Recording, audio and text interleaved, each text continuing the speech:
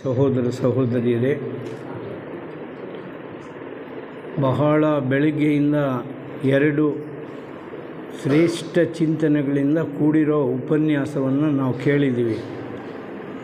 ನನ್ನನ್ನೇ ಕೇಳಿದರೆ ಸಂಗೀತ ಹೇಳಿದ್ರೂ ನಾವು ಆ ಥರ ಕೇಳೋಕ್ಕಾಗಲ್ಲ, ಭಾಳ ಕಷ್ಟದ ಕೆಲಸ. ಕೇಳೋದಿದೆಯಲ್ಲ, ಲಿಸನಿಂಗ್, ಆರ್ಟ್ ಆಫ್ ಲಿಸನಿಂಗ್ ಇದೆಯಲ್ಲ, ತುಂಬ ಕಷ್ಟದ ಕೆಲಸ. ಅದು ಮಾತಾಡ್ಬೋದು ಬೇಕಾದಷ್ಟು, ಕೇಳಿಸ್ಕೊಳ್ಳೋದಿದೆಯಲ್ಲ ಅದು ತುಂಬ ಕಷ್ಟ. ಅದಕ್ಕೆ ಸ್ವಲ್ಪ ನಗೋಣ ಮೊದಲು, ಅಲ್ವರಾ? ನಗಬೇಕು. Smile smile, you are nearer to the God more than your prayers. ಒಂದು ಒಳ್ಳೆಯ ಮಾತದು. ಹಸನ್ಮುಖಿಯಾಗಿರು, ನಗ್ತಾ ಇರು. ಯಾಕೆ ಅಂತ ಹೇಳಿದ್ರೆ, ನಿನ್ನ ಪ್ರಾರ್ಥನೆಗಿಂತಲೂ ಬೇಗ ನೀನು ದೇವರ ಸಾಮೀಪ್ಯದಲ್ಲಿ ಇರ್ತೀಯ ಅಂತ ಹೇಳ್ತಾರೆ. ಯಾವ ಮನುಷ್ಯ ನಗಬಲ್ಲನೋ ಅವನು ದೇವರ ಸಾಮೀಪ್ಯವನ್ನು ಅತಿ ಶೀಘ್ರವಾಗಿ ಪಡೀಲಿಕ್ಕೆ ಸಾಧ್ಯ ಆಗುತ್ತೆ. ನಕ್ಕರೆ, ಕನ್ನಡದಲ್ಲಿ ಎಷ್ಟು ಚೆನ್ನಾಗಿ ಹೇಳಿದೆ, ಒಂದೇ ಮಾತು, ನಕ್ಕರೆ ಅದೇ ಸ್ವರ್ಗ.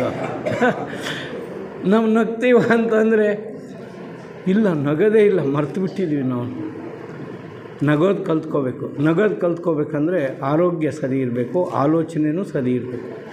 ಆಗ ನಾವು ಇಲ್ಲಿ ನೂರಾರು ಚಿಂತನೆಗಳನ್ನು ನಮ್ಮ ಬದುಕಿನಲ್ಲಿ ಕಟ್ಟಿ, ಅವು ಕಾಗೆಗಳ ಥರನೋ ಗೂಗೆಗಳ ಥರನೋ ಗೊರ ಗೊರ ಕಿಲ ಕಿಲ ಅಂತ ತಲೆಯಲ್ಲಿದ್ದರೆ ನಿದ್ದೆಗೆ ಎಡೆಯೆಲ್ಲೋ ಮಂಕುತಿಮ್ಮ ಅಂತ ಹೇಳ್ತಾರೆ. ಅದು ನಿದ್ದೆನೇ ಬರೋಲ್ಲ ನಮಗೆ.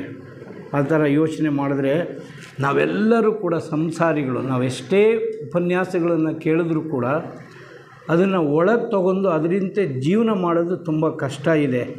ಅದಕ್ಕೆ ಶ್ರೀಮಂತನಾಗಿರೋ ಕಾರಣಕ್ಕೆ ದುಃಖಿ, ಬಡವನಾಗಿರೋ ಕಾರಣಕ್ಕೆ ದುಃಖಿ. ಈ ಸಂಸಾರ ಜೀವನದಲ್ಲಿ ಬರೀ ಸುಖಿಗಳಾಗಿರೋವಂಥದ್ದು ಸಾಧ್ಯ ಇಲ್ಲವೇ ಇಲ್ಲ. ಅದರಿಂದ ನಾವು ಆಲೋಚನೆ ಮಾಡ್ಕೋಬೇಕು. ನಮಗಿರುವಂಥ ಸಮಯದನ್ನು ಶ್ರೇಷ್ಠವಾಗಿ ಜೀವನ ಮಾಡ್ಕೋಬೇಕು. ಅದಕ್ಕೆ ಈ ಕಾಯಕ ಧರ್ಮ ಬಗ್ಗೆ ನಾನು ಮಾತಾಡೋಕ್ಕೆ ಇಷ್ಟಪಟ್ಟೆ. ಈ ಪ್ರಪಂಚ ಒಂದು 3 ಸ್ಥಿತಿಗಳಿಂದ ವಂಚಿತವಾಗಿದೆ ಪ್ರಾರಂಭ ಆದಾಗಿನಿಂದನೂ ಕೂಡ. ಒಂದು ಸಾಮಾಜಿಕ ನ್ಯಾಯ, ಸೋಷಿಯಲ್ ಜಸ್ಟಿಸ್. ನಾನು ದೊಡ್ಡವನು ಅಂತ ಹೇಳ್ಬಿಡೋದು. ಹಂಗಂದ್ರೆ ಅರ್ಥ ಚಿಕ್ಕವರು ತುಂಬ ಜನ ಇದ್ದಾರೆ ಅಂತ ಅರ್ಥ. ಆದರೆ ಸಮಾನತೆಗಾಗಿ ಸಮಾಜ ಪರದಾಡ್ತಾ ಇದೆ. ಶತಮಾನಗಳಿಂದ ಬರೆದ್ರು, ಓದಿದ್ರು, ಕವನ ಆಡಿದರು, ದೋಣ್ ಬಡ್ಕೊಂಡ್ರು, ತಪ್ಪಟೆ ಬಡಿದ್ರು, ಏನೇನೋ ಮಾಡಿದ್ರು, ಸಮಾನತೆಗಾಗಿ ಮಾಡಿದ್ರು. ಸಮಾನತೆ ಸಿಕ್ಕಿದೆಯಾ ಅಂದರೆ ಇವತ್ತುವರೆಗೂ ಈ ಸಮಾಜ ವಂಚಿತವಾಗಿದೆ. Social justice. ನಾನು ನಿಮ್ಮ ಮನೆಗೆ ಬರ್ಬೋದು, ನಮ್ಮನೆ ನೀನು ಹೊರಗೆ ಇರು. ಒಂದು ಚಿಕ್ಕದಾದ್ರೂ ಒಂದು ಅರ್ಥಗರ್ಭಿತ ತಮಾಷೆ ಇದೆ. ಒಂದು ದೇವ್ರ ಗುಡಿ, ಅಲ್ಲೊಬ್ಬ ಪೂಜಾರಿ, ಸುಂದರವಾದ ಮೂರ್ತಿ, ಅದು ಪ್ರತಿಮೆ ಚೆನ್ನಾಗಿದೆ. ಒಬ್ಬ ಅಸ್ಪೃಶ್ಯನಿಗೆ ಆ ಪ್ರತಿಮೆನ ನೋಡಬೇಕು, ಗುಡಿ ಒಳಗೆ ಹೋಗಬೇಕು ಅಂತ ಆಸೆ ಆಸೆ ಆಸೆ. ಸ್ವಲ್ಪ ಹೊತ್ತಿದ್ದು ಬರ್ತೀನಿ, ನಾನು ನೋಡೋಕ್ಕೆ ಬಿಡಿ ಸರ್. ಶೂದ್ರ, ಹೋಗಿ ಸರ್, ಸ್ವಲ್ಪ ನೋಡ್ತೀನಿ ಸರ್ ಆ ಪ್ರತಿಮೆನ. ಹೋಗಿ. ಅಷ್ಟೊತ್ತಿಗೆ ಇನ್ನೊಂದು ಮನುಷ್ಯ ಬಂದ. ಏನಪ್ಪ ನಿನ್ನ ದುಃಖ ಅಂತ. ಸರ್, ಗುಡಿ ಒಳಗೆ ಹೋಗಿ ಮೂರ್ತಿಯನ್ನು ನೋಡಿ ನಾನು ಕಣ್ತುಂಬ್ಕೋಬೇಕು, ಸಂತೋಷ ಪಡಬೇಕು ಅಂತ ಇಷ್ಟಪಡ್ತೀನಿ. ಈ ಪೂಜಾರಿಗೆ ಆಗ್ಲಿಂದ ಕೇಳ್ತಾ ಇದ್ದೀನಿ, ಇವನು ಗುಡಿ ಒಳಗೆ ಬಿಡಲ್ಲ ಅಂತ. ಆ ಮನುಷ್ಯ ಹೇಳಿದಂತೆ ಇನ್ನೊಬ್ಬ, ಅಯ್ಯೋ ನಾನೇ ಈ ಗುಡಿ ದೇವ್ರ ಕಣಯ್ಯ, ನನ್ನೇ ಒಳಗೆ ಬಿಟ್ಟಿಲ್ಲ, ನಿನ್ನೆಲ್ಲಿ ಬಿಡ್ತಾನೆ ಅಂತ ಹೇಳಿದ. ನಮ್ಮ ಸಮಾಜದ ಸ್ಥಿತಿಗತಿಗಳು ಈ ರೀತಿ ಆಗಿದೆ. ನಮ್ಮನ್ನು ಒಳಕ್ಕೆ ಬಿಡ್ತಾ ಇಲ್ಲ. ಒಳಕ್ಕೆ ಬಿಡದೇನೆ ಎಲ್ಲ ವರ್ಣನೆ ಮಾಡ್ತಾಯಿದ್ವಿ, ಒಳಗೆ ತಗೊಳ್ತಾನೇ ಇಲ್ಲ. I am equal to you, ನೀನು ನಾನು ಸಮ ಅಂತ ಯೋಚನೆ ಮಾಡೋಕ್ಕೆ ನಮಗೆ ಸಾಧ್ಯ ಆಗಿಲ್ಲ. That is social injustice. ಸಾಮಾಜಿಕ ಅನ್ಯಾಯಕ್ಕೆ ನಾವು ಒಳಗಾಗಿದ್ವಿ. ಮನುಷ್ಯರನ್ನು ಮನುಷ್ಯರ ಥರ ನೋಡುವಂತಹ ಇದು ಇಲ್ಲ.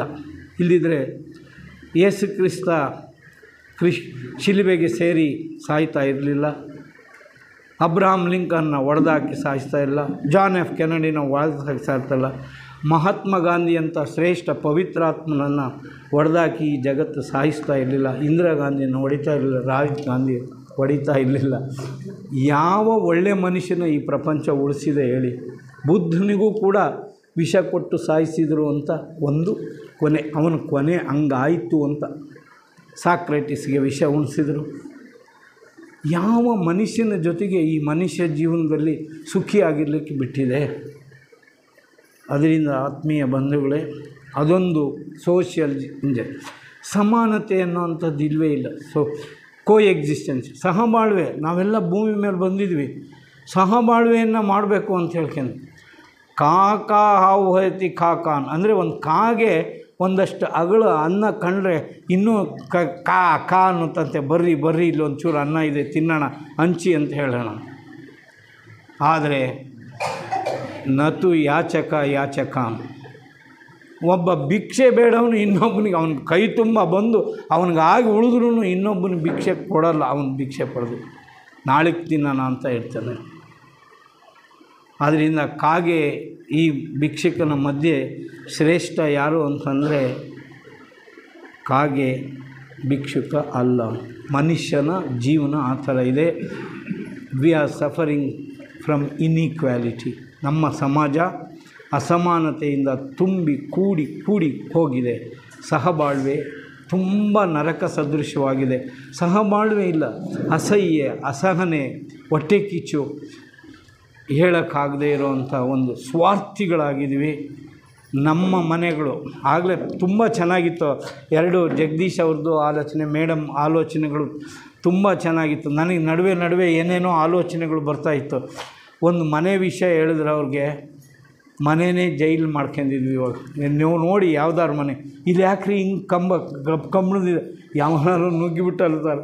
ಗೇಟ್ ಓದು, ಮೊದಲು ಗೇಟ್ ಹಾಕ್ಕೊಂಡಿದ್ರೆ ಸಾಕಾಗಿರೋದು, ಗೇಟು ಬೇಡ, ಮನೆ ಕಟ್ಕೊಂಡಿದ್ರೆ ಸಾಕಾಗೋದು.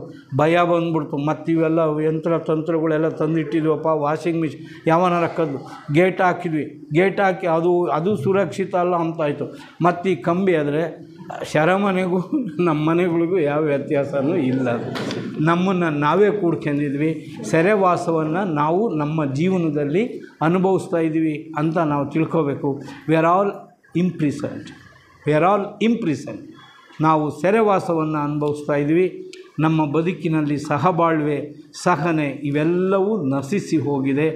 ಅದರಿಂದ ನಾವು ಸರಿಯಾಗಿ ಯೋಚನೆ ಮಾಡಬೇಕು, ಸರಿಯಾದ ಚಿಂತನೆಯನ್ನು ಮಾಡಬೇಕು. ಕೊನೆಗೆ ಒಂದು ಅತಿ ಮುಖ್ಯವಾಗಿರೋದು ನಮ್ಮೆಲ್ಲರ ಜೀವನದಿಂದ ವಂಚಿತವಾಗಿದೆ ಅಂತಂದರೆ ಪೀಸ್, ಅಂದರೆ ಶಾಂತಿ ಸಮಾಧಾನಗಳೇ ನಮ್ಮ ಬದುಕಿನಲ್ಲಿ ಇಲ್ಲದೇ ಆಗಿದೆ. ಶಾಂತಿ ಸಮಾಧಾನಗಳಿಲ್ಲ. ಯಾಕೆಂದರೆ ಯಾವ ಸಂಬಂಧವೂ ಪವಿತ್ರವಾಗಿ ಉಳ್ಕೊಂಡಿಲ್ಲ. ಎಲ್ಲ ಗುರು ಶಿಷ್ಯರ ಸಂಬಂಧ ಅದು ಅಧೋಗತಿಗೆ ಹೋಗಿದೆ. ಅಯ್ಯೋ ಹೊಡಿಬೇಡ ಕಣ್ರೋ, ಗಲಾಟೆ ಮಾಡಬೇಡ ಕಣ್ರೋ, ಕೂಗಬೇಡ ಕಣ್ರೋ ಅಂತ ಹೇಳಿ 3 ಜನ 4 ಜನ ಮೇಷ್ಟ್ರುಗಳು ಒಂದು ಕಾರ್ಯಕ್ರಮ ನಿಲ್ಲಕ್ಕೆ ಹಿಂದೆ ಬೆತ್ತ ತಗೊಂಡು ನಿಂತ್ಕೋಬೇಕು. ಅಂಥ ಸ್ಥಿತಿನಲ್ಲಿ ನಾವಿದೆ. ಮನುಷ್ಯನಲ್ಲಿ ಅಪ್ಪ ಮಗನಲ್ಲಿ ಸಂಬಂಧ ಕಮ್ಮಿ ಆಗಿದೆ, ಅಣ್ಣ ತಂಗಿ ಸಂಬಂಧ ಕಮ್ಮಿ ಆಗಿದೆ.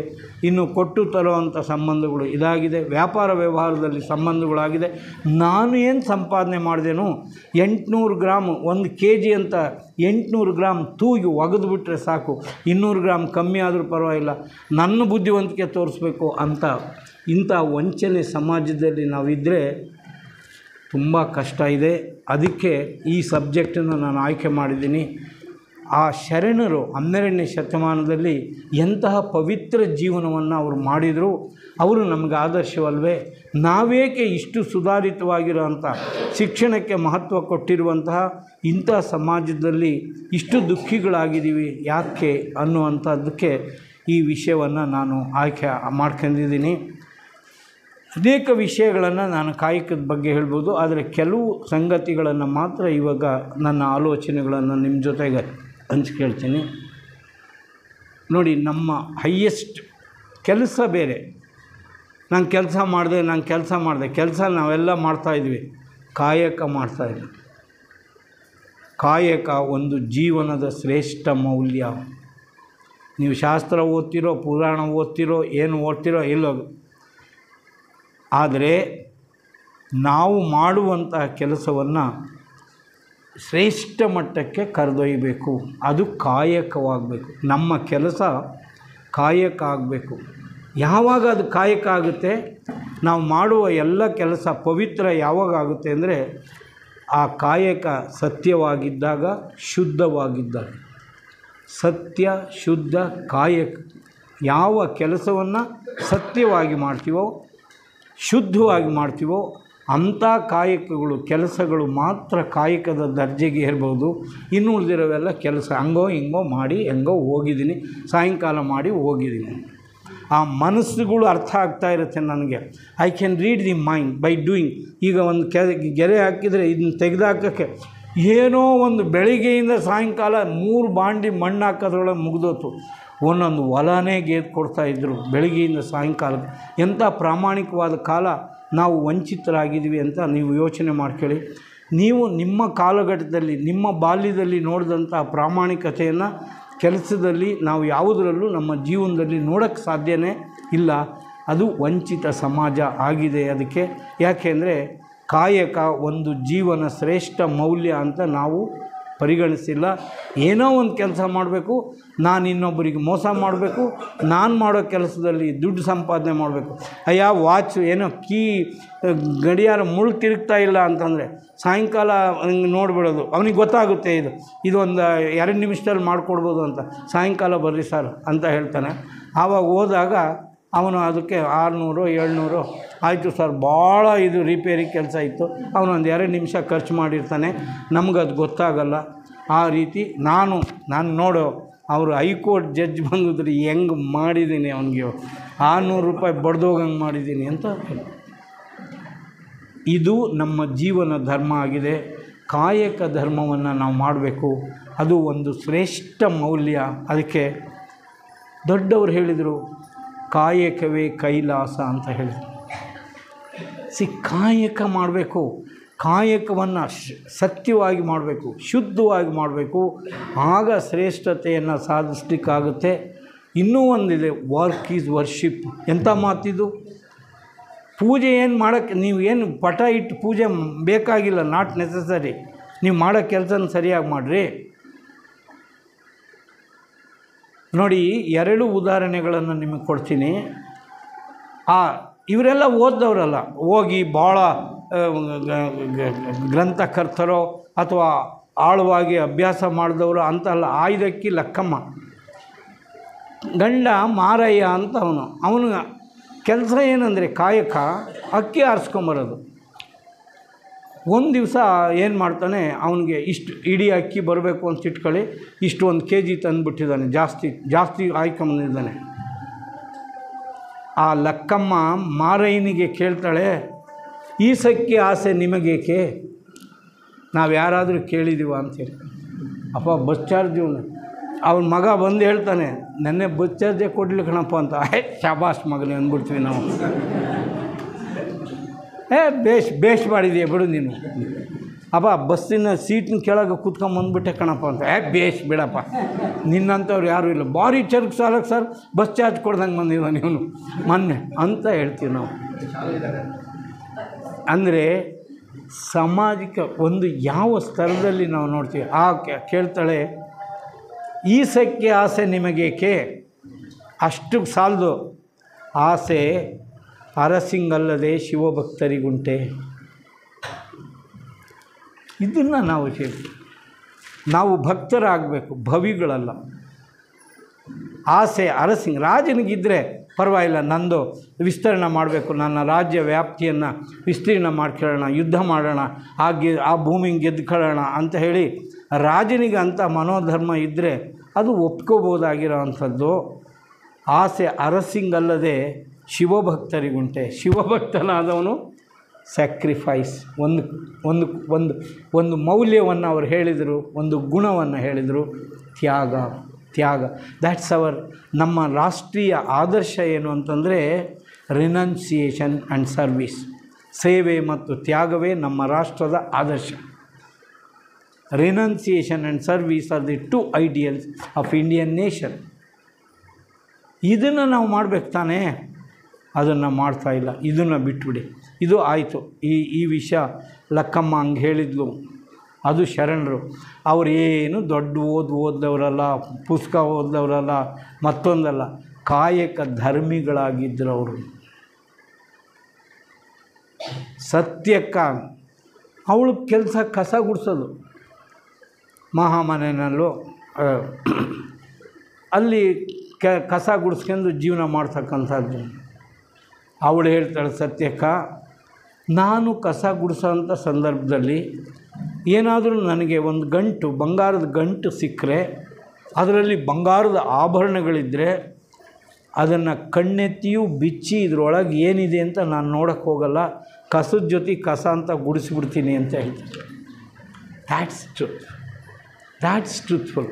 ಇನ್ನೊಬ್ಬರ ಸೊತ್ತಿಗೆ ಕಿಂಚಿತ್ತೂ ಆಸೆ ಪಡೆದಿರುವಂತಹ ಮನೋಸ್ಥಿತಿ, ಮನೋಧರ್ಮ ಇದೆಯಲ್ಲ, ಸಹಕಾರಿಯಾಗಿ ಉಪಕಾರಿಯಾಗಿ ಜೀವನ ಮಾಡುವಂಥ ರೀತಿ ಇದೆಯಲ್ಲ, ಇದನ್ನು ನಾವು ಇಷ್ಟಪಡಬೇಕು. We must love everything. ಎಲ್ಲರನ್ನೂ ಇಷ್ಟಪಡಬೇಕು. ಅದಕ್ಕೆ ಈ ತಾರತಮ್ಯ, ಶ್ರೇಷ್ಠತೆ, ನಾನು ಶ್ರೇಷ್ಠ ನೀನು ಕನಿಷ್ಠ ಅಂದರೆ ಅಸಮಾನತೆ ಆ ಗಳಿಗೆನಲ್ಲೇ ಹುಟ್ಟೋಯ್ತು. ಯಾವುದು ಶ್ರೇಷ್ಠವಲ್ಲ, ಯಾವುದು ಕನಿಷ್ಠವಲ್ಲ. ಆನೆಗೆ ಆನೆಯ ಬಾಡು, ಇರುವೆಗೆ ಇರುವೆಯ ಬಾಳು, ಅಂತೆಗೆ ತಕ್ಕಂಥ ಬಂತೆ ಅಷ್ಟೇ. ಈ ಮೌಲ್ಯಗಳನ್ನು ನಾವು ತಗೋಬೇಕು. ಮತ್ತು ಶಿವಶರಣರು ಇದರಲ್ಲಿ ಈ ಕಾಯಕದಲ್ಲಿ ಸಾಂವಿಧಾನಿಕ ಮೌಲ್ಯಗಳಿದೆ. ಇವಾಗ ನಾವು ಕಾನ್ಸ್ಟಿಟ್ಯೂಷನ್ ಅಂತ ಏನು ಮಾತಾಡ್ತೀವೋ ಈ ಮೌಲ್ಯಗಳು ಅಡಕವಾಗಿದೆ ಈ ಕಾಯಕ ಧರ್ಮದಲ್ಲಿ.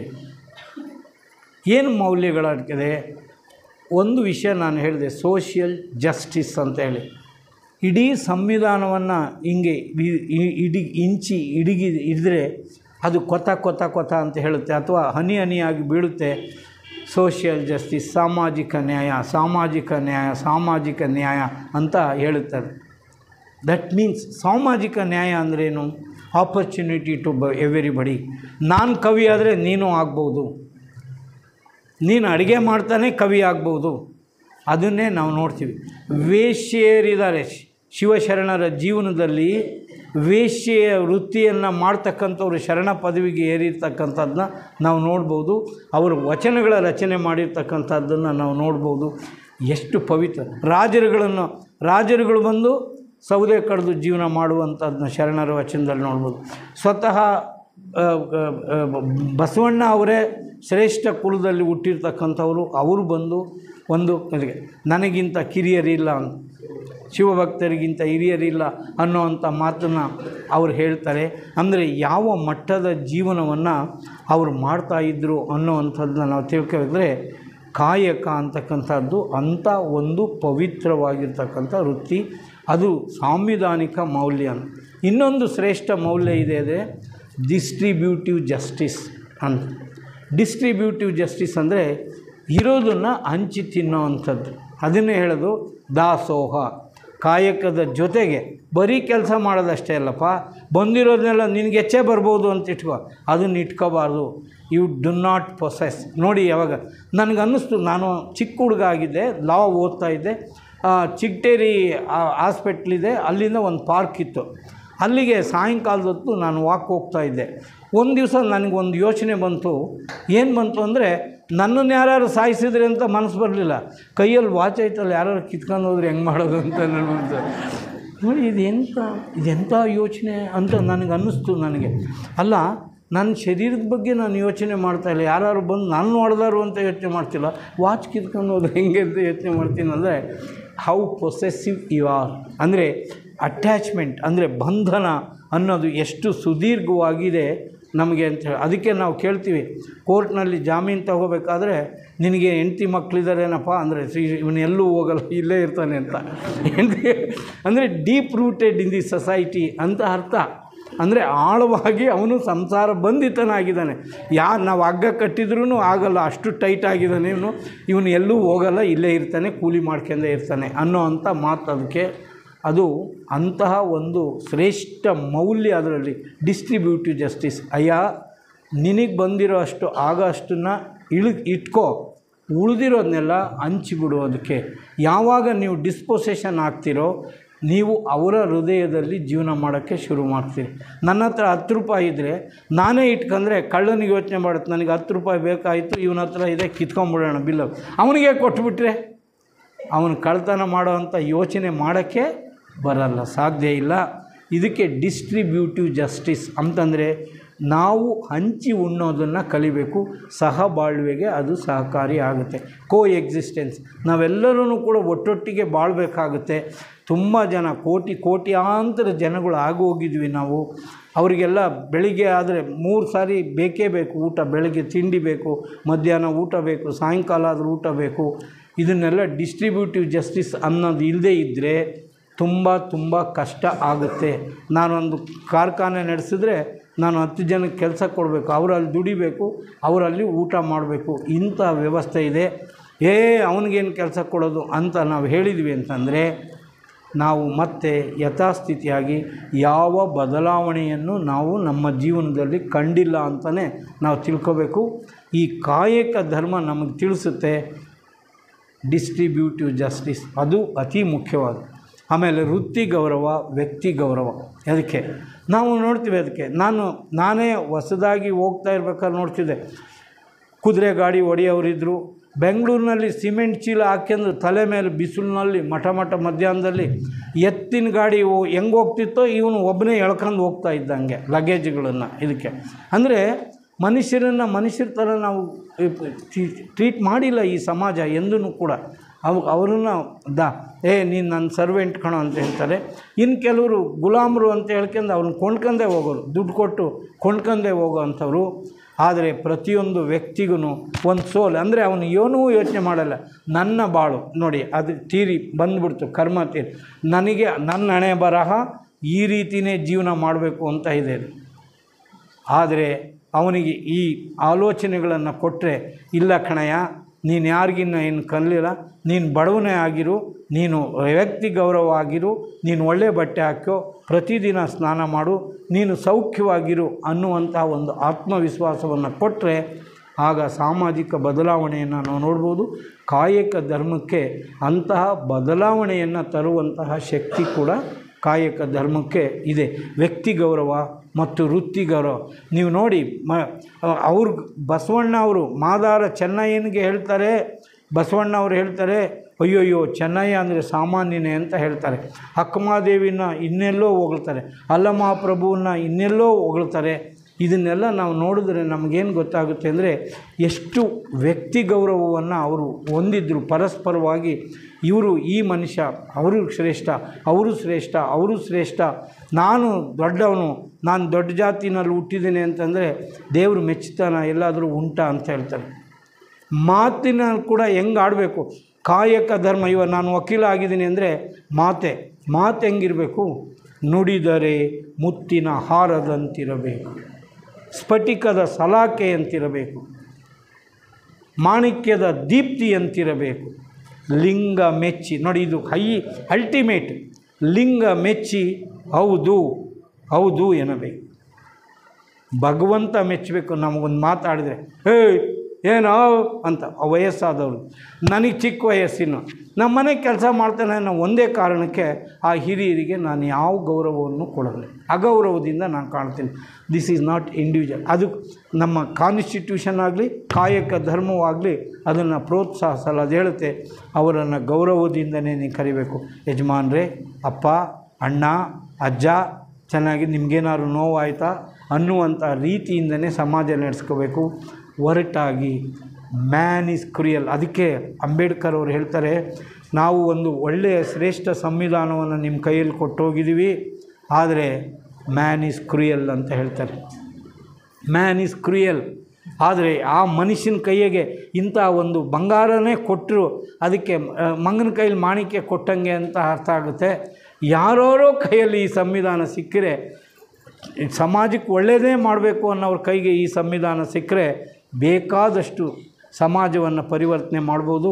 ದುಷ್ಟರ ಕೈಯಲ್ಲಿ ಸಿಟ್ಟರೆ ದುಷ್ಟತನವನ್ನು ವ್ಯಕ್ತಪಡಿಸ್ಬೋದು ಅನ್ನುವಂತಹ ಒಂದು ಸಾಂವಿಧಾನಿಕ ಮೌಲ್ಯಗಳನ್ನು ಕೂಡ ಈ ಕಾಯಕ ಧರ್ಮದಲ್ಲಿ ನಾವು ಕಾಣ್ಬೋದು.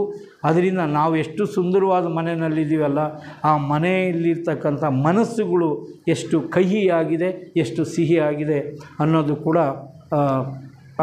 ನಾವು ಯೋಚನೆ ಮಾಡಬೇಕಾಗುತ್ತೆ. ಇನ್ನೊಂದು ಸಾಂವಿಧಾನಿಕ ಮೌಲ್ಯಗಳೊಂದೇ ಇನ್ನೊಂದೇನೆಂದರೆ ದೈವತ್ವಕ್ಕೇರಿಸಿದ್ದಾರೆ.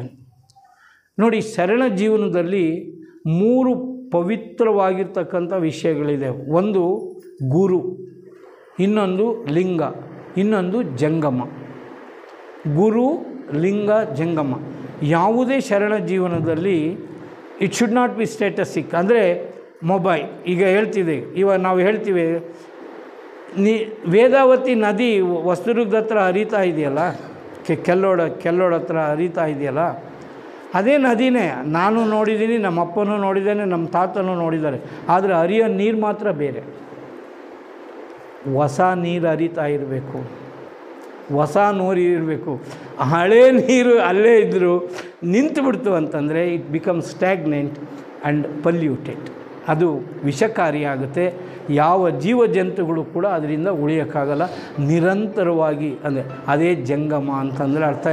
ಮೊಬೈಲ್, ಸೋಷಿಯಲ್ ಜಸ್ಟಿಸ್ ಯಾವಾಗಲೂ ನಿರಂತರವಾಗಿ ಬದಲಾವಣೆಯನ್ನು ನಾವು ಕಾಣ್ತಾ ಇರಬೇಕು.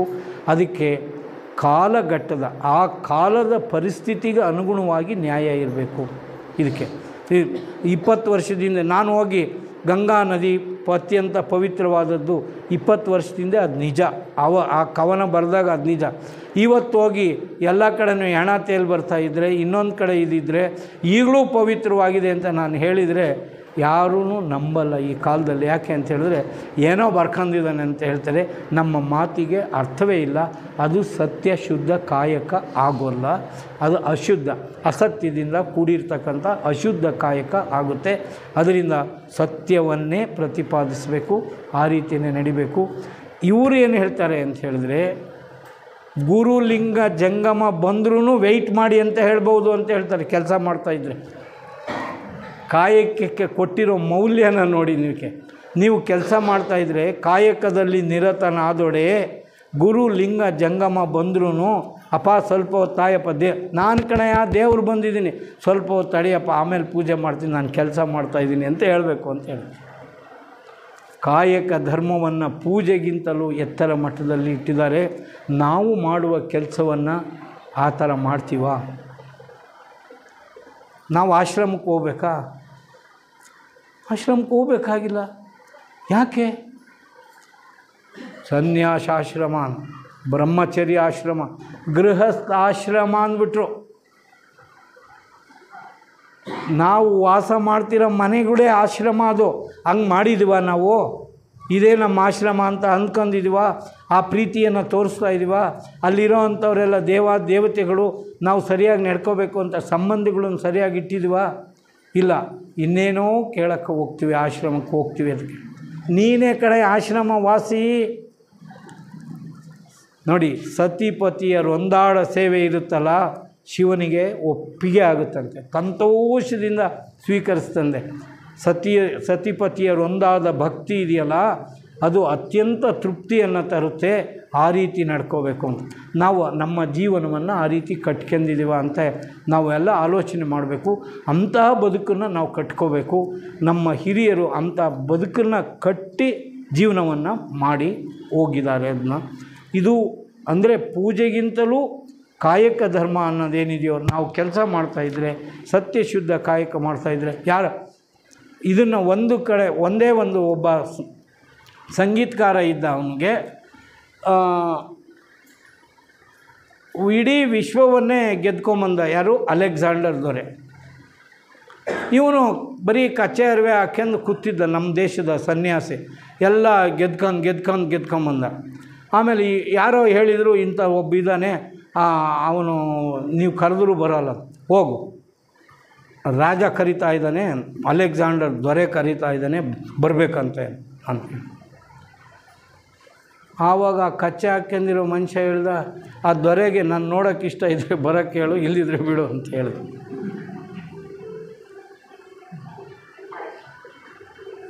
ಇದು ನಮ್ಮ ಈ ನೆಲದ ಮೌಲ್ಯ, ಇದು ಜೀವನ ಮೌಲ್ಯ ಅಂತಂದರೆ ಅಪೇಕ್ಷಾರಹಿತವಾಗಿರ್ತಕ್ಕಂಥದ್ದು. ಭಾಳ ಅತ್ಯಂತ ಶ್ರೇಷ್ಠವಾಗಿರುವಂಥ ಒಂದು ಮೌಲ್ಯ ಏನು ಅಂತಂದರೆ ನೋಡಿ, ಆಸೆ ಎಂಬುದು ಇದು ಬಹಳ ಯೋಚನೆ ಮಾಡಬೇಕು ನಾವೆಲ್ಲ. ಆಸೆ ಎಂಬುದು ಭವದ ಬೀಜ ಅಂತ. ಆಶಾರಹಿತವಾಗಿರುವುದು ನಿತ್ಯ ಮುಕ್ತಿ. ಆಸೆ ಎಂಬುದು ಭವದ ಬೀಜ.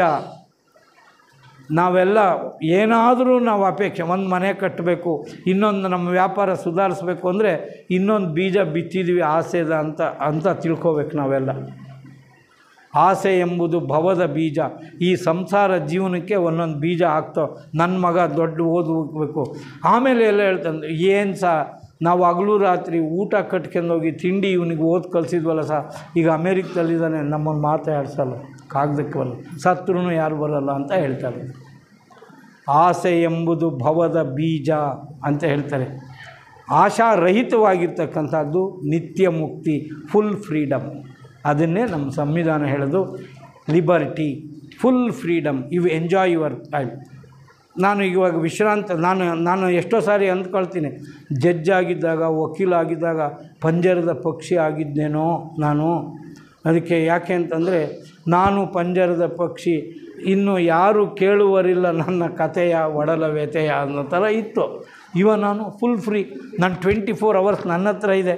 ಬಿಲಪರೆ ಈಗ TSF ಹಿರಿಯೂರಿನಲ್ಲಿ ಇವಾಗ ನನ್ನ ಫುಲ್ 24 hours ನನ್ನ ಹತ್ರ ಇದೆ. ಇವಾಗ ನಾನು ಬೆಳಿಗ್ಗೆ 8 ಗಂಟೆ ನಿಮಗೆ ಕೊಡ್ತೀನಿ, ಮಧ್ಯಾಹ್ನ ಸಾಯಂಕಾಲ ನನಗೆ ನಿದ್ದೆ ಬರುತ್ತೆ, ನಾನು ನಿದ್ದೆ ಮಾಡ್ತೀನಿ. ಹೆಂಗೆ ಬೇಕಾದರೂ ನಮ್ಮ 24 ಗಂಟೆಗಳನ್ನು ನಮ್ಮ ಹಿಡಿತದಲ್ಲಿರಬೇಕು. ಅದು ಸ್ವಾತಂತ್ರ್ಯ. Liberty means you must be able to use your life time as you like. ನೀವು ಇಷ್ಟಪಟ್ಟಂತೆ ನಿಮ್ಮ ಜೀವನದ ಸಮಯವನ್ನು ವ್ಯಯ ಮಾಡಬಲ್ಲರೆ ಆದರೆ ಅದು ನಿಜವಾದಂಥ ಸ್ವಾತಂತ್ರ್ಯ. ಆ ಸ್ವಾತಂತ್ರ್ಯದ ಕಡೆ ನಾವೆಲ್ಲ ಹೋಗ್ತಾ ಇರಬೇಕು. ಅಪೇಕ್ಷಾ ರಹಿತರಾಗಿರಬೇಕು. ಅಂದರೆ ನಿರ್ಲಿಪ್ತ ಭಾವನಾ ಅಂತ ಹೇಳ್ತಾರೆ. ಅದು ಡಿಸೈರ್ಲೆಸ್ನೆಸ್. ಅದು ಆ ಸ್ಟೇಜ್ ತಲುಪೋದು ಕಷ್ಟ ಇದೆ. ನಾವು ಸಂಸಾರಿಗಳು, ನಾವು 100 ವ್ಯವಹಾರ ಮಾಡಬೇಕಾಗುತ್ತೆ. ಆ ಸ್ಟೇಟನ್ನು ಎಲ್ಲನೂ ಬಿಟ್ಟಿದ್ವಿ ಅನ್ನೋ ಥರ ಇರೋಕ್ಕಾಗಲ್ಲ. ಅದಕ್ಕೊಂದು ಸೂತ್ರ ಕೊಟ್ಟಿದ್ದಾರೆ. ಏನಂತ ಹೇಳಿದರೆ ಅಂದರೆ, ಸುಖೇ ದುಃಖೇ ಸಮೇ ಕೃತ್ವ ಲಾಭವು ಜಯವು. ಇದು ಒಂದು ಸೂತ್ರ ನಮಗೆ ಇಡ್ಸೋ ಅಂಥದ್ದು. ಏನಂದರೆ, ನೋಡಪ್ಪ ನಿನಗೆ ನಾವು ಆಗಲೇ ಗ್ರಹಗಳ ಬಗ್ಗೆ ಮಾತಾಡ್ತಾಯಿದ್ರು. ಗ್ರಹಗಳು ಎಲ್ಲ ಇದ್ದಾವೆ ಅಂತ ತಿಳ್ಕೊಬೇಡಿ. ಇದಕ್ಕೆ ಅದು ಮಗನ ರೂಪದಲ್ಲಿರ್ಬೋದು, ಸೊಸೆ ರೂಪದಲ್ಲಿರ್ಬೋದು, ಅತ್ತೆ ರೂಪದಲ್ಲಿರ್ಬೋದು. ಅತ್ತೆ ಸೊಸೆ ಎದುರಿಗೆ ನಿಂತ್ಕೊಂಡ್ಬಿಡ್ತಾರೇನು, ಈ ಗ್ರಹ ನೋಡ್ತಾ ಇದೆ ಕಳಪ್ಪ, ಏನಾಗುತ್ತೋ ಗೊತ್ತಿಲ್ಲ. ಮಗನ ರೂಪ ಅದಕ್ಕೆ, ಅಪ್ಪ ಫೀಸ್ ಕಟ್ಟಬೇಕು, ಒಂದು 5,000 ಕೊಡಪ್ಪ ಅಂತ ಹೇಳಿದ ತಕ್ಷಣ ಇಲ್ಲಿ ಪಕ್ಕದಲ್ಲೇ ನಿಂತ್ಕೊಂಡು ಮಗ ಗ್ರಹ ಎಲ್ಲ ಇವ್ರ ದೃಷ್ಟಿ ಬಿದ್ದುಬಿಟ್ರೆ ಮನುಷ್ಯ ಇರ್ತಾನೆ.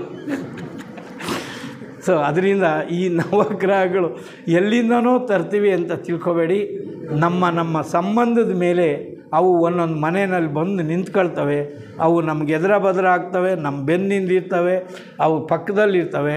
ಅವೆಲ್ಲರೂ ಕೂಡ ನಮಗೆ ಸಹಕಾರಿಯಾಗಿದ್ದರೆ ಮಾತ್ರ ಜೀವನ, ಇಲ್ಲದೇ ಇದ್ದರೆ ತುಂಬ ನೋವು ನೋವು ನೋವು ನೋವು. ಈ ಮೌಲ್ಯವನ್ನು ಕೂಡ ನಾವು ತಿಳ್ಕೋಬೇಕು.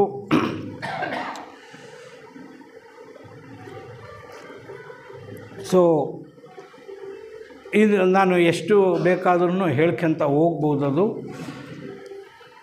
ಕಾಯಕ ಧರ್ಮ ಅತಿ ನಮ್ಮನ್ನೇನು ಮಾಡುತ್ತೆ ಅಂತಂದರೆ, ನಂಗೆ ಅನಿಸಿರೋದು, ನಾನು ಅನ್ಸ್ಕೊಂಡಿದ್ದೀನಿ, ಒಂದು ಪ್ರಿನ್ಸಿಪಲ್ ಇಟ್ಕೊಂಡಿದ್ದೆ. ಏನಂದರೆ, ಬಡವರು ಬಂದರೆ, ನಾನು ವಕೀಲ ಆಗಿದ್ದೀನಿ, ವಕೀಲ ಆಗಿರೋ ಕಾರಣಕ್ಕೆ ನನ್ನ ಹತ್ರ ಬರ್ತಾರೆ. ನಮ್ಮ ಕಡೆಯವರಾದರೂ ಬರಲಿ, ಬೆಂಗಳೂರಿನಲ್ಲಾದ್ರೂ ಬರಲಿ. ನಾನು 25 ವರ್ಷ ವಕೀಲ ಆಗಿದ್ದೆ. ಇಡೀ ಈ ವಕೀಲ ವೃತ್ತಿಯನ್ನು ಮಾಡಿದಂಥ ಸಂದರ್ಭದಲ್ಲಿ ಕನಿಷ್ಠ 30% ನನಗೆ ಬರೋ ಅಂಥ ಕೇಸುಗಳಲ್ಲಿ 30% ಎಷ್ಟು ದುಡ್ಡು ಕೊಡ್ತೀರಿ, ಏನು ಕೊಡ್ತೀರಿ ಅಂತ ಕೇಳಬಾರ್ದು. ಅವ್ರಿಗೆ ನ್ಯಾಯ ಒದಗಿಸ್ಕೊಡ್ಬೇಕು. Social justice. ಸೊ ಅದಕ್ಕೆ ಯಾಕೆ ಇನ್ನೊಂದು ಲೀಗಲ್ ಏಡ್ ಅಂತ every lawyers office can be ಇದು ಒಂದು ಪ್ರತಿಯೊಂದು ವಕೀಲರ ಕಚೇರಿಯೂ ಕೂಡ ನ್ಯಾಯವನ್ನು ಒದಗಿಸ್ಕೊಡೋಂಥ ನ್ಯಾಯಸ್ಥಾನ ಆಗ್ಬೋದು. ಆ ಥರ ಮನಸ್ಸಿರ್ಬೇಕಷ್ಟೆ.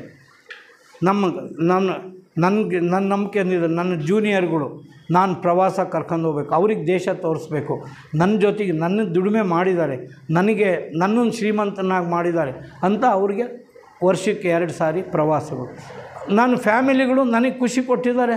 ಯಜಮಾನಿ ಅವ್ರಿಗೆ ಒಳ್ಳೆಯ ಸೀರೆ, ಉಗಾದಿ ಹಬ್ಬ ಉಟ್ಕೊಳ್ರಿ ಒಂದು ಒಳ್ಳೆಯ ಸೀರೆ, ಬರ್ರಿ ಹೋಗೋಣ ಅಲ್ಲಿಗೆ, ಇನ್ಯಾವುದೋ ಊರು ನೋಡೋಣ ಅಲ್ಲಿ ಹೋಗೋಣ, ಮಕ್ಕಳು. ಸೊ ರಿಲೇಷನ್ಶಿಪ್ ಮೇಂಟೈನ್ ಮಾಡಬೇಕು ಅಂತಂದರೆ ಸ್ಯಾಕ್ರಿಫೈಸ್ ಮಾಡಬೇಕು, ಅವ್ರ ಜೊತೆಗೆ ಮಧುರವಾದಂಥ ಸಂಬಂಧ ಇರಬೇಕು. ಅವರು ಆವಾಗ ಅವ್ರದ್ದೆಲ್ಲವನ್ನೂ ನಮಗೆ ಕೊಡ್ತಾರೆ, ನಮಗೆಲ್ಲವನ್ನೂ ಕೊಡ್ತಾರೆ.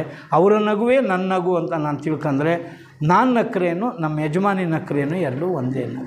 ಇಲ್ಲ ನೀನು ಅಲ್ಕಿಸಿತೀಯ, ನೀನು ನಗು ಕುಡ್ದು ನೀನು ಬಂದಾಗ ಹಿಂಗಿರಬೇಕು, ತುಟಿ ಬಿಕ್ಕೊಂಡಿರಬೇಕು ಅಂತಂದರೆ ಅವರ ಸ್ವಾತಂತ್ರ್ಯ ಹರಣ ದುಃಖ. ಎಲ್ಲಿ ಸ್ವಾತಂತ್ರ್ಯ ಹರಣ ಆಗುತ್ತೋ ಸೋಷಿಯಲ್ ಇಂಜಸ್ಟಿಸ್ ಅಲ್ಲಿನೇ ಶುರುವಾಗುತ್ತೆ ಅನ್ನೋಂಥ ತಿಳ್ಬೇಕು. ಸೊ ಇನ್ನೂ ಬಹಳಷ್ಟು ವಿಷಯಗಳಿದೆ. ಇಷ್ಟನ್ನು ಮಾತ್ರ ಒಂದು ಲೈನನ್ನು ಹೇಳ್ತೀನಿ. ಕೃತ್ಯ ಕಾಯಕವಿಲ್ಲದವರು ಭಕ್ತರಲ್ಲ, ಸತ್ಯಶುದ್ಧವಿಲ್ಲ ಕಾಯಕವಲ್ಲ. ಸತ್ಯಶುದ್ಧ ಇಲ್ಲದೇ ಇರ್ತಕ್ಕಂಥ ಕೆಲಸ ಅದು ಕಾಯಕ ಅಂತ ಅನ್ನಿಸ್ಕೊಳ್ಳೋದೇ ಇಲ್ಲ. ಭಕ್ತರೂ ಅಲ್ಲ, ಕಾಯಕ ಮಾಡದೇ ಇರೋರು ಭಕ್ತರೂ ಅಲ್ಲ. ನಾನು ಸಂಪಾದನೆ ಮಾಡಬೇಕು ಅಂತಿರ್ಬೇಕು, ಅದಕ್ಕೆಲ್ಲ ಬಿಸ್ನೆಸ್ ಇಂಟ್ರೆಸ್ಟ್ ಅಂತ ಕರೀತಾರೆ. ಅಂದರೆ ನನಗೆ ಈ ವ್ಯವಹಾರ ಮಾಡ್ತಾಯಿದ್ದೀನಿ, ಈ ವ್ಯವಹಾರದಲ್ಲಿ ಇಷ್ಟು ಲಾಭ ನಾನು ಗಳಿಸ್ಬೇಕು ಅನ್ನುವಂಥ ಒಂದು ಕ್ಯಾಲ್ಕುಲೇಷನ್ ಇರುತ್ತಲ್ಲ, ಅಲ್ಲಿ ಲಾಭದ ವಿಷಯ ಇದೆಯೇ ಹೊರತು ಸೇವೆಯ ವಿಷಯ ಇಲ್ಲ. ಸರ್ವೀಸೂ ಆಗ್ಬೋದು, ಇಂಡೈರೆಕ್ಟ್ಲಿ ಸೇವೆ ಆಗ್ಬೋದು. ನಾನು ಹೋಟೆಲ್ ಬಿಸ್ನೆಸ್ ಮಾಡ್ತೀನಿ ಅಂತ ಹೇಳಿದ್ರೆ 100 ಜನಕ್ಕೆ ಊಟ ಕೊಟ್ಟರೆ ನನಗಿಷ್ಟು ದುಡ್ಡು ಆಗುತ್ತೆ, ಇಷ್ಟು ಕೆಲಸ ಅಂತೇಳಿ ಅಲ್ಲಿ ಸರ್ವೀಸ್ ಕೂಡ ಆಗ್ಬೋದು, ಊಟ ಕೊಟ್ಟಿದ್ದರಿಂದ ಸರ್ವೀಸ್ ಆಗ್ಬೋದು. ಆದರೆ ಅದು ಕಾಯಕದ ಮಟ್ಟಕ್ಕೇರಲ್ಲ. ಯಾಕೆ ಅಂತ ಹೇಳಿದ್ರೆ ಅಪೇಕ್ಷೆ ಇದೆ, ಲಾಭದ ಅಂಶ ಅದರಲ್ಲಿದೆ. ಎಲ್ಲೆಲ್ಲಿ ಲಾಭದ ಅಂಶವನ್ನು ನಾವು ಕಾಣಬೇಕೋ ಅದು ಸತ್ಯ ಶುದ್ಧ ಕಾಯಕದ ಸ್ಥಾನಕ್ಕೆ ಏರೋಕ್ಕೆ ಸಾಧ್ಯ ಇಲ್ಲ. ಅದರಿಂದ ನಾವು ಎಲ್ಲರೂ ಏನು ಯೋಚನೆ ಮಾಡ್ಕೋಬೇಕು ಅಂತಂದರೆ, ನಮ್ಮ ಕೆಲಸವನ್ನು ಮಾಡಬೇಕು, ನಮ್ಮ ಮನೆಗಳೇ ಶ್ರೇಷ್ಠ ಅಂತ ತಿಳ್ಕೋಬೇಕು. ಈಗ ಅಲ್ಲೆಲ್ಲ ಹೋಗಿದೆ ಇದು ಧರ್ಮಸ್ಥಳಕ್ಕೆ, ನಿಮ್ಮ ಮನೆ ಧರ್ಮಸ್ಥಳ ಆಗಬೇಕು, 50 ಜನ ಬರಬೇಕು ಅಲ್ಲಿಗೆ. ನಾನು ಅನಿಕೇತನ ಅಂತ ಮಾಡ್ತೀನಿ. ಈಗ ನೆನ್ನೆ ಇತ್ತು, 29ನೇ ತಾರೀಕು ಇತ್ತು. ಯಾರನ್ನೂ ಕರೆಯಲ್ಲ ನಾವು. We don't invite anybody. ಯಾರು ನೀವು ಬನ್ನಿ ಸಾರ್ ಇವತ್ತು ನಮಗೆ ಭಾಗವಹಿಸಿ ಅಂತ ಹೇಳಲ್ಲ. ಒಂದು ಮೊಬೈಲ್ನಲ್ಲಿ ಒಂದು ಇನ್ಫಾರ್ಮೇಷನ್ ಆಗ್ತದೆ, ಈ ಸಾರಿ ಜಾನಪದ ಸಂಗೀತ ಕಾರ್ಯಕ್ರಮವಿರುತ್ತೆ ಬರ್ರಿ ಅಂತ. ಬಂದ್ಬಿಡ್ತಾರೆ ಜನಗಳೆಲ್ಲ. ಇದಕ್ಕೆ ಇಷ್ಟ ಇಲ್ಲ, ಜನಕ್ಕೆ ಇಷ್ಟ ಇಲ್ಲ ಅಂದರೆ ನಾವು ಮಾಡೋದೇ ಹೆಂಗೆ, ಬಿಟ್ಬಿಡ್ರ ಆಯ್ತು ಅಷ್ಟೇ. ಬರ್ತೀರಾ ಅನಿಕೇತನ, ಬರಲ್ವಾ ಅನಿಕೇತನ ಇಲ್ಲ, ಅಷ್ಟೇ, ದಟ್ಸ್ ಆಲ್. ಸೊ ಈ ರೀತಿಯ ಒಂದು ನಮ್ಮ ಮನೆಗಳನ್ನೇ ನಾವು ಪೂಜಾ ಸ್ಥಳಗಳನ್ನಾಗಿ ಮಾಡ್ಕೊಳ್ಳಿಕ್ಕೆ ಸಾಧ್ಯ ಇದೆ. ನಮ್ಮ ಮಾತು ಕತೆ ನಡವಳಿಕೆಯಿಂದನೂ ಕೂಡ ನಮ್ಮ ಸಾಧನೆಯಿಂದ ಸಂಪಾದನೆಯಿಂದ ನಾವು ಶ್ರೇಷ್ಠ ಜೀವನವನ್ನು ಮಾಡಲಿಕ್ಕೆ ಸಾಧ್ಯ ಇದೆ ಅಂತ ಹೇಳ್ತಾ, ಭಾಳ ಗೌರವದಿಂದ ಕರೆಸಿ ನನಗೆ ಮಾತಾಡೋಕ್ಕೆ ಅವಕಾಶ ಕೊಟ್ಟಿದ್ದೀರಿ. ನಿಮ್ಮೆಲ್ಲರಿಗೂ ಗೌರವಪೂರ್ವಕವಾಗಿ ನಮಿಸಿ ನನ್ನ ಮಾತನ್ನು ಮುಗಿಸ್ತೀನಿ. ನಮಸ್ಕಾರ.